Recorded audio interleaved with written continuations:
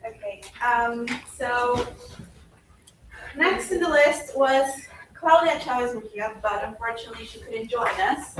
So we're welcoming our next presenter, Gilberto Alejandro, and he'll talk about obesity in Mexico and a medical, economic, and political problem. So, please start. Thank you very much. This is a review of the problem of obesity that we got in Mexico. So I have no conflict of interest to declare. So what is the size of the problem? Well, we know that obesity now has reached pandemic proportions. Roughly 40% of the entire population are either overweight or obese. More than 500 million people are classed as obese worldwide, and obesity is responsible for 5% of the total mortality. Obesity got a financial impact to the world of 2 trillion a year, or which is equivalent to 2.8% of the gross domestic product. But if we say 2 trillion, sounds like a lot of money, but we need to compare to any other problem to know where is obesity. So in the McKinsey Institute, they did this, and as we see, obesity is in the top 3 problems of the human beings.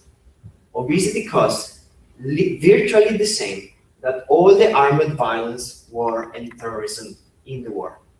Obesity costs virtually the same that all the complications related with the smoking. It costs more than climate change, it costs more than drug use, or it costs more than, for example, unsafe sex. So this is the size of the problem in a worldwide level. And of course, we know that Mexico is on the top of this problem. Mexico got one of the highest prevalence of obesity, with one of the most rapidly changing that prevalence. 7 out of 10 Mexicans are classed either overweight or obese. But what is more important is that almost 10% of children aged 5 years or less are overweight or obese, 34 of the children from 5 years to 11, and 35 of adolescents. What is really important to know is that 40% of those children will become obese adolescents. 75% to 80% of those adolescents will become obese adults. The probability that a couple of obese adults get obese children is more than 75%.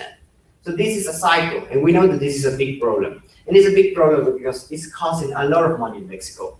In 2008, it was estimated that obesity cost 67 billion to our country. In 2017, it's estimated it will cost between 150 and 202 billion.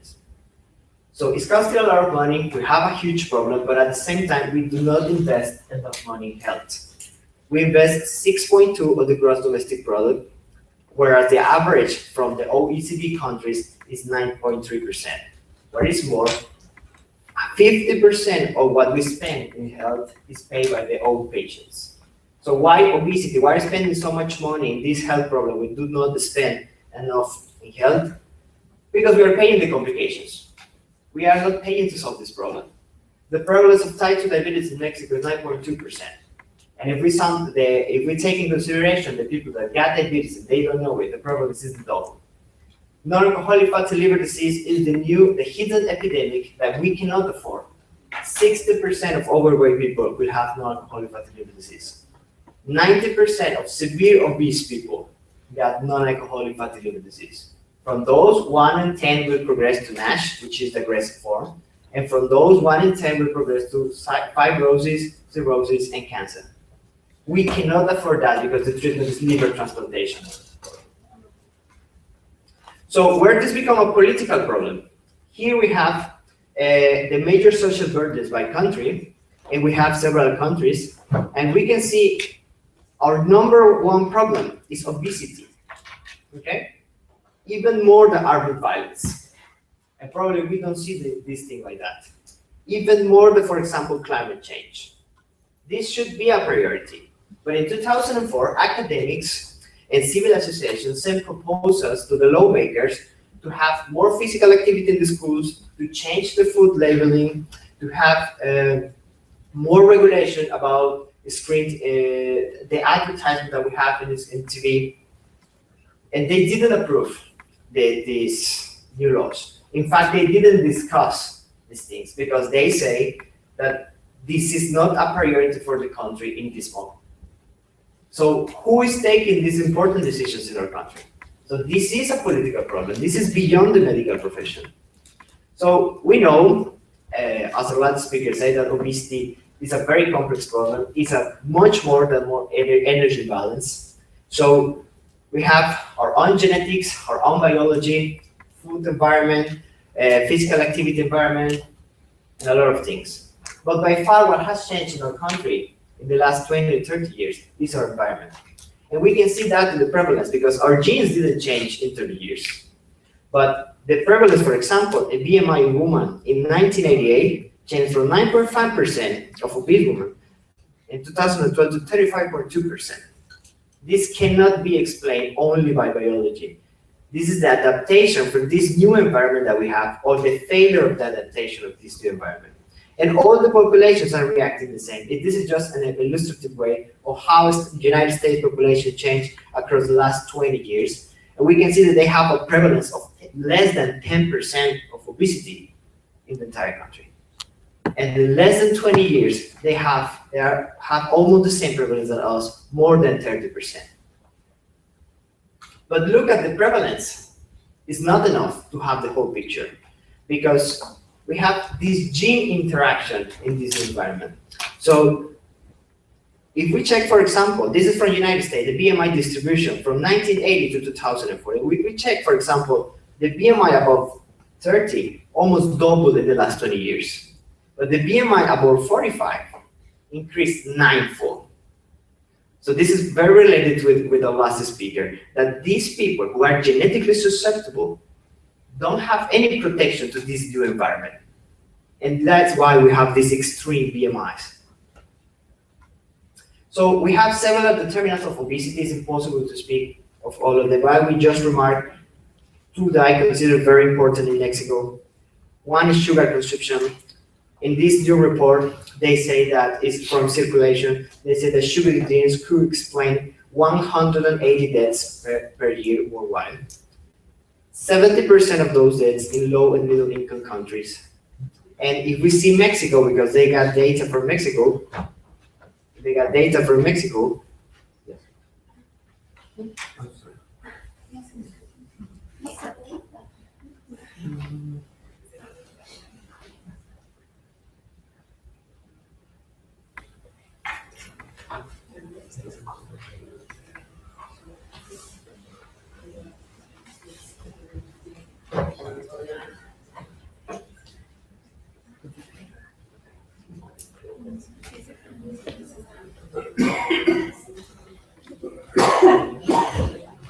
Sorry, the projector got too shit, so we're waiting to cool down.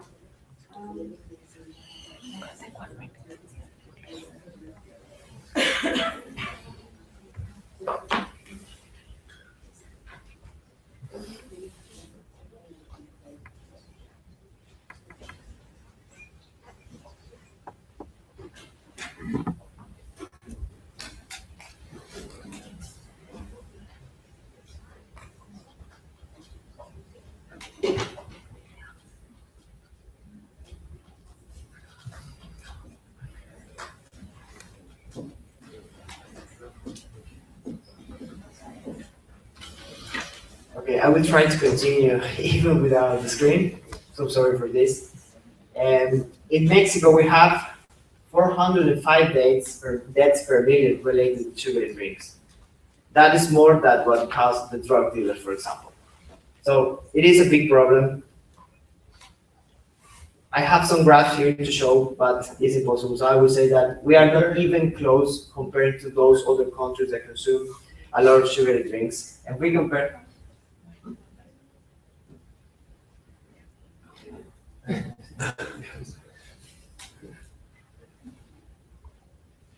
So if we compare with other countries, for example, with Japan, they have less than 10 deaths per million.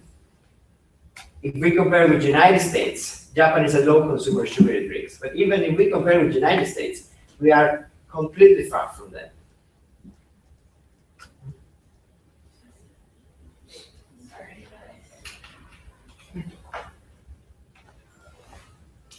Sorry, you have to click Blu-ray.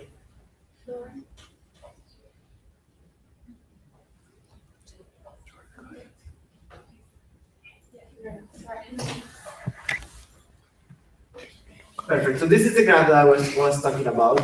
And this peak, this is divided by gender and divided by age. And this peak, we see in each graph, is Mexico.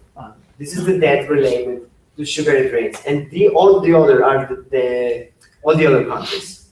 So if we compare with a high consumer of sugary drinks, United States, for example, we are not even close to them. So we have a big problem here. We know that these calories coming from sugar are making a lot of harm.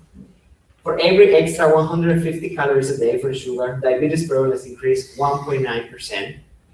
If we compare with any other source of food, those 150 calories, the prevalence increased 0.1%. This is a econometric analysis of 175 countries, including Mexico. So I'm not saying that reducing sugar will reduce or will solve the problem of obesity in Mexico, but I'm saying that we have a big problem here with this, and we have a lot of evidence of this. With some limitations, like all the evidence, we have a lot of evidence, but at the same time, we are not working with the industry, because these are the messages that the industry is sending. This is from World Sugar Research Organization. This is in the webpage, quoted just like that. And for example, high sugar consumers are more likely to be slimmer. I'm not very sure about that. Sugar promotes satiety and decreases hunger. This is in the webpage. Sugar, contrary to the popular belief, consumption of sugar is not specifically involved in causing type 2 diabetes. We don't know that. We cannot say that. And I'm quoting this because they are having huge influence in the population, but huge influence in academic research. So for example, this is a systematic review of systematic reviews regarding association between sugar sweetened beverage and weight gain. And what they found is that reviews with conflict of interest are 5 times more likely to report no association between sugary drinks and weight gain. 83% of the reviews without any conflict of interest report an association. So they are playing a very important role in academic research, and we need to be very critical with the data. This is the last report from World Health Organization, released in 2015, about sugar intake for adults and children.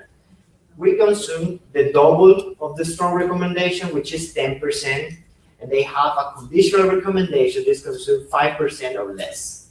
And probably some of you are thinking, well, we have taxation about sugary drinks, so that's good. And yeah, it's good. In 2014, we had this taxation of sugary drinks, and according to the National Institute of Public Health, they said the consumption decreased by 6%, which is good, but we need to be aware the impact that can have in the entire population. And if we see, for example, here, this is the estimated impact in 1,000 daily saved, and here is the intervention. Here is 10% tax on sugar. It's good, and according to that number, it's working, but it won't solve that problem. And in fact, public health campaigns are good, but they have even less impact. Public health campaigns are those that encourage to have a very good way, please eat vegetables, please do some running, self-responsibility is good, but it's not enough to solve this problem. And this is the message that I want to give. And in fact, single interventions doesn't have a strong impact in the entire population. This is from UK, but for example, this is the impact for 1 intervention, 2, 3, 4, 5 interventions.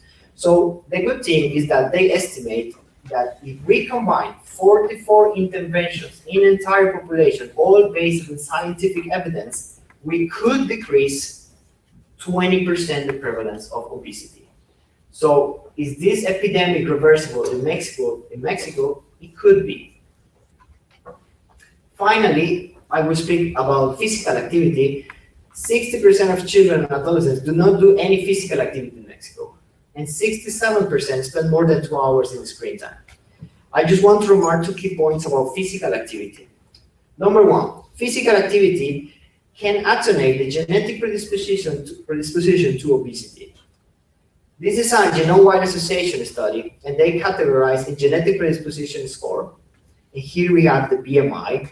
And what they found is that people who is physically inactive get a significantly higher BMI than those who are physically active, even if they have the same genetic predisposition score to obesity.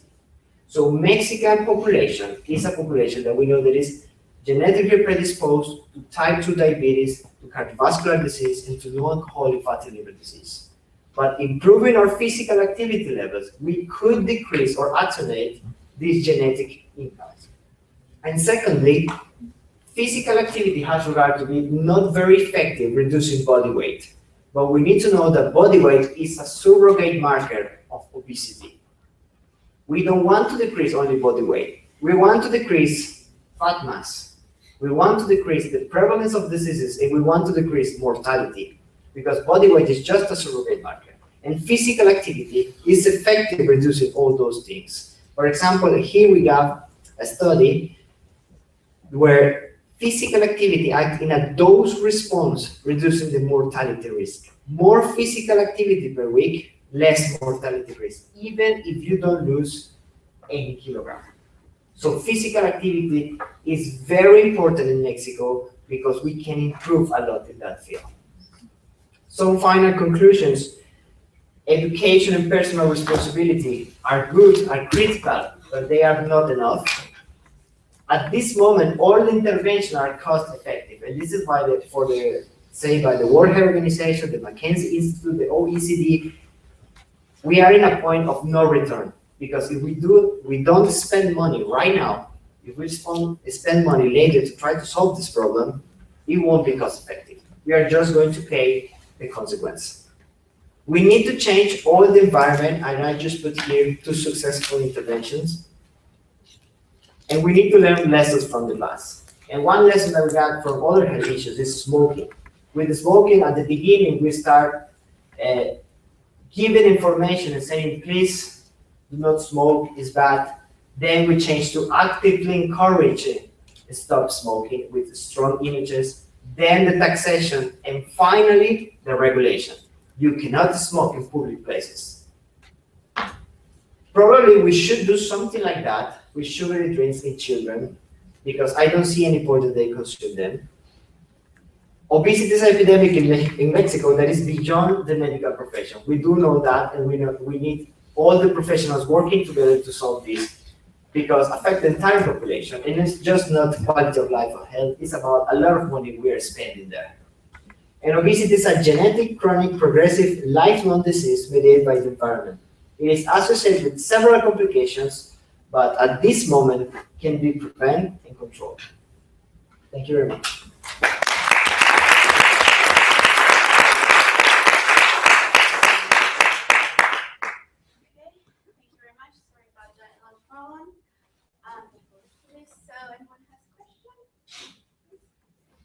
So I have two quick questions.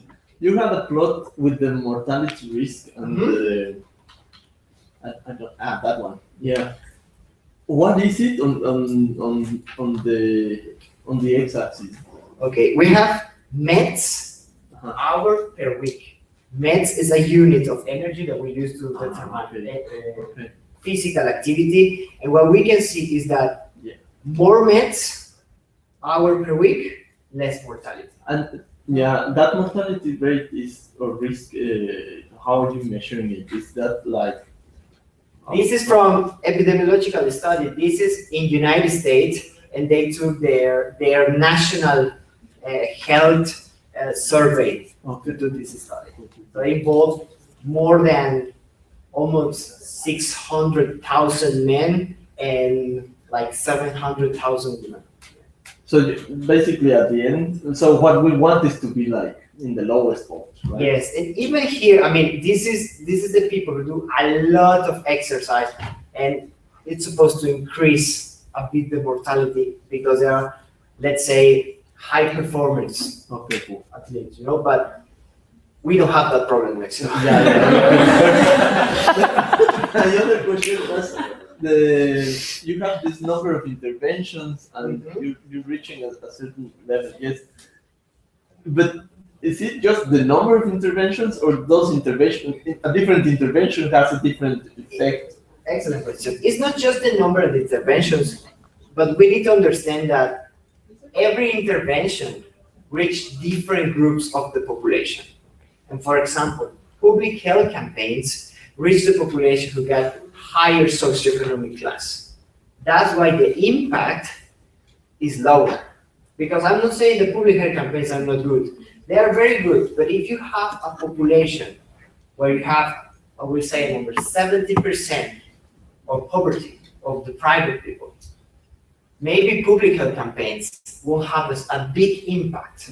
You need something else. And it's the same with the taxation, it's the same with all the other interventions. Each intervention reaches certain amount or certain part of the population. And that's why, for example, these two interventions, that we got here, a boat in France, in the North Korea project in Finland, they are community-based. They are not the entire population, but they change whole communities. And that's why they are successful, because they involve public sector, private sector, to move the entire population.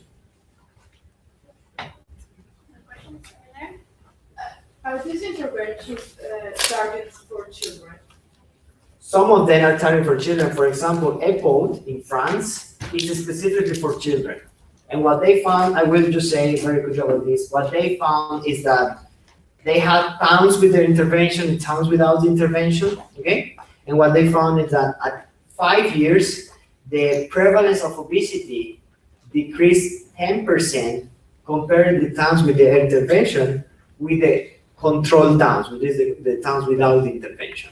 So those are effective. What we don't know is that that could work an entire country, because they're taking towns, they're taking communities, several schools, several stores, and we are not taking a full country. It is the best evidence that we have in entire populations, but we don't know if it will work. And for sure it won't work at 5 years. We need at least 20 years, because this is the result from the poll is from the pilot study of 5 years, but this is a 20 years study. So it's the best evidence available. One perhaps very silly question, but what are we talking about when we talk about sugary drinks? Are we talking soft drinks? Are we talking about fruit juices? Are we talking about aguas frescas? What is it? Include anything that's not water is. Include everything that got added sugar. Okay, everything, even if it's, for example, a juice, even if, as you say, agua fresca, even if it's a soda, even a sports drink, a sugar drink, everything that got added sugar, not natural sugar. But maybe not, because natural sugar, what is the difference between natural sugar and added sugar? It's not different, it's saccharose, right? Yeah, so yeah. Even if you drink juice, it's the same, and the same concentration of sugar Yes. than if you drink a Coke. Yes. Yes. And both classified as sugar drinks. So yes. it's not just like added sugar, it's not natural, it's better. Yes. The problem is that, for example, with juice, despite that they got sugar, we add more sugar as well. Normally, especially in the industry, they add more sugar. Yeah. But that's 100%. As well, the juices, yes. natural juices, good. Yes, that's 100% true. And a juice is included in sugar drinks. Yes, that's true. Yeah, just to comment, I think it's not only the question of the added sugar, but in juices and in the soft drinks, it's actually also in the food. Many of the so one of the things I missed in your very, very good presentation is this whole issue of hidden sugars in food items, where you have a ready-made something with a certain amount, a sauce or something, which is a tremendous amount of sugar. The second little comment to this one, I think the one thing left out here is actually the combination of sugar and salt, sodium chloride, because that's another pairing which is very problematic in this context. But my real question was a different one. Your analysis, both of the general situation of Mexico, was brilliant. Where I think we need to address the baseline for this is for me a class issue. It's happening in the poorest of the poor, in Mexico, in South Africa, in whatever have you, and that's the group most affected.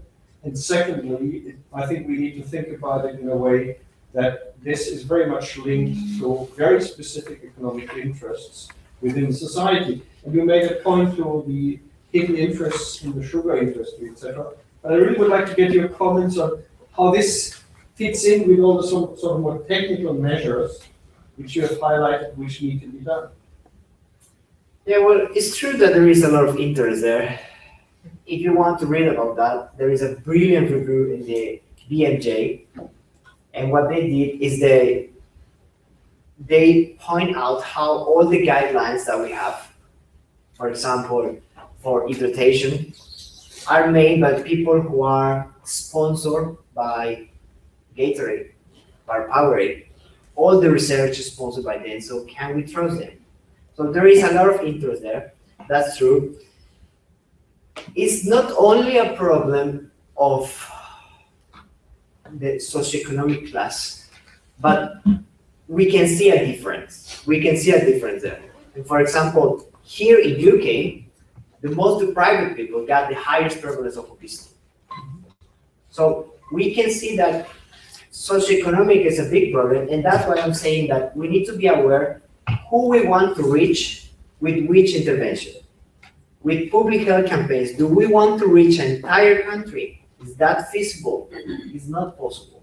So we need different interventions to reach everybody. Because Mexico is not a rich country.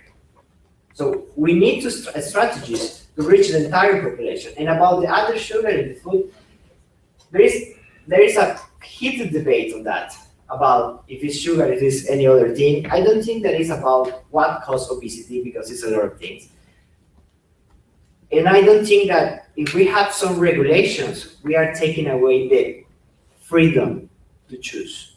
Because some people is claiming like, well, I want to choose if I want to take something with sugar or not. But the problem is that if you don't want to take something with sugar, you don't have the option anymore. You go to the store and everything got sugar. So basically it's the opposite.